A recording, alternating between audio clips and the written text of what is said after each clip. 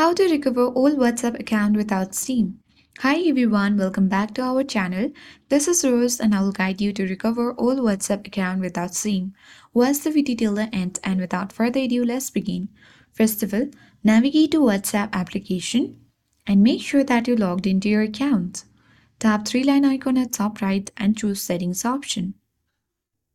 From the section, scroll down and navigate to help. Now choose help center. Tap Contact Us at bottom right corner of your screen. And you need to explain your issue. Simply tap your concern, that is how to recover my account without SIM, and tap the next button. Choose the reason, for example about lost or stolen phones and accounts. And you will reach on this interface. Go through all of this instruction and you need to follow the instructions.